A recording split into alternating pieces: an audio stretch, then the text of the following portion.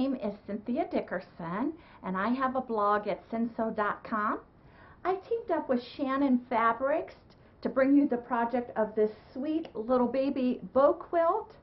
Now, Shannon Fabrics has a line of fabric called Cuddle, which I used here, and believe me, this fabric makes you want to cuddle with it. It's very soft and luxurious. It was easy to sew with. The colors are very vivid, and I just loved it. Please stay with me, and I will give you the steps on how to make this blanket, and thank you so much for watching.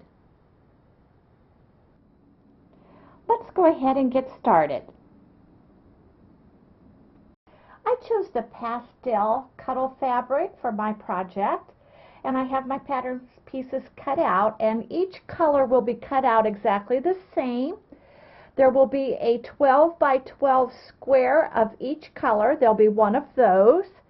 There will be two 6 by 12 rectangles of each color, and there will be 4 of each color in the little 6 by 6 inch squares. Now you can go ahead and use my placement guide, which I have included, or you can lay this out any way that is pleasing to you. The very next thing that I did was I took my fabric pieces outside and I gave them a really good shake and get rid of all those fuzzies. And that really helps. Now I do have 3 rows finished. I started with the center, the 4 center rows. I have 3 of them done, and I'm going to show you a few things here on my last row. Now this fabric does have a grain to it. Maybe that's not important to you, but I like it all to run in the same direction. You can feel it, how smooth it is on some pieces. And then like this piece here, as you can see, it shows, you can see how that shows when I'm running my finger down there. And if you just turn that around till you find how it runs smooth, then that would be the way you would want to sew that. So when you attach that, like I'll attach the blue, and then when I attach that green, I want that to be running down like that.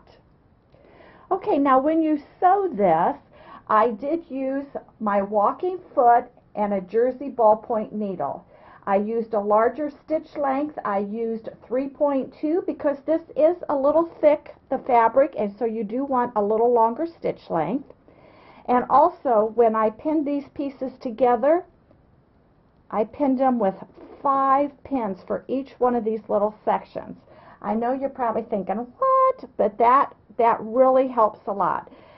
And this minky is very thick, so you do not want to skip this step. I start at the ends, put a pin in the end, then I put a pin in the other end, lining everything up. And then I go to the middle, put one in the middle, and then one in between each of those sections. And this will save you a lot of headaches if you don't skip this step. Just go ahead and pin it before you sew, and it'll just sew real nice for you then. I am sewing at 1/4 inch from the edge with the walking foot, and I'm going to go ahead and finish these sections, and then we'll move on. Now for the top 2 rows and the bottom 2 rows, you want to go ahead and sew the 4 squares together that go in the center. And then this is where your 12-inch square comes in. You'll want to go ahead then and just sew that to the edges there. And it's going to be a hair larger because you did sew in 1/4 inch on these squares. But it gives you a little playroom in case you're stretched out a little bit. And all you have to do is just trim that when you're done. I can show you here on a finished one. I have this one finished, and you can see I sewed my 4 squares, and I added my square at the end, and then I just trimmed it to the right side. Okay, and once we finish that, then we'll be able to just sew every one of the rows together of the blanket, and that'll be finished. I have my quilt top all sewed together now. The next step that I did was I measured around my quilt, the perimeter of my quilt, and mine came out to 44 inches by 35 inches. I went ahead and cut a solid piece of cuddle, which I am using as the bottom of my quilt. I have the two wrong sides facing in, and next I pinned around the quilt, oh, I'd say up about 8 inches all the way around. Your next step would be to cut a 6-inch square out of all 4 corners. I've used my 6-inch square ruler, just laid it on the corner, used my rotary cutter, and just ran that down and cut that section out. You won't need that. The next step is to mark all the way down the quilt then, and you'll be doing this on all 4 sides. I marked every 1 inch. Now, if you're good, you can kind of eyeball this, or you can use the ruler and mark it if you want to be real accurate.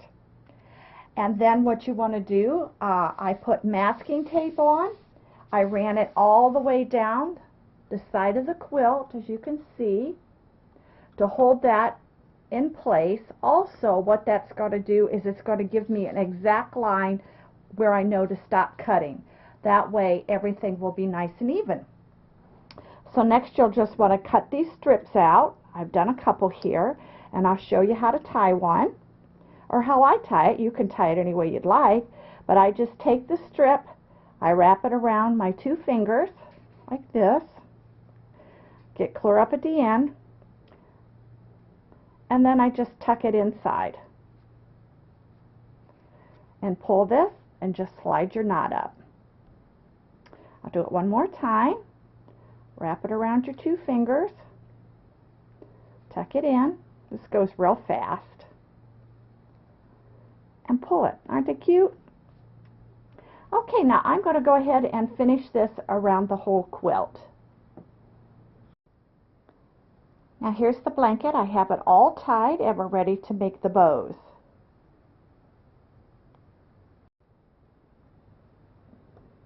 Now you'll want to take your fabric strip that we're using for the bows, and you'll want to fold the good cuddle side to the inside, and we're going to sew this all the way down with a 1/4 inch seam allowance.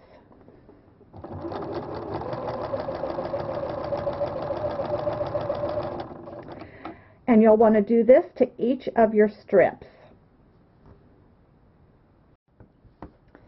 Now you'll want to turn your fabric strips right side out. You can use whatever you like to turn this. I'm using a tube turner to get mine right side out. Now I fold this on the seam, and I'm just going to tie a small knot here at the end. Just try to get it as close to the end as you can. Okay. And now we're ready to attach these to the quilt.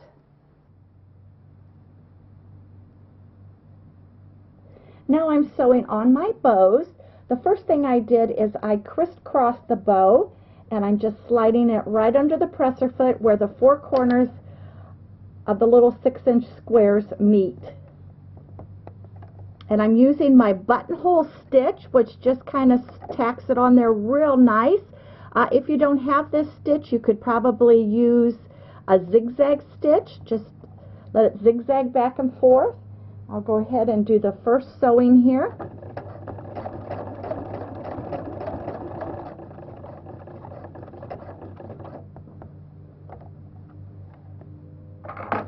Clip my threads.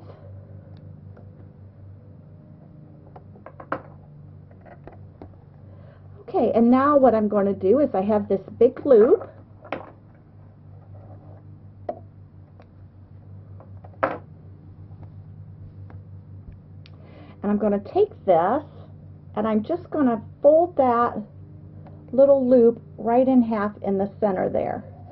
You see, I just kind of squeeze that right in the center, and I'm going to put that right on top there and just tack that one more time.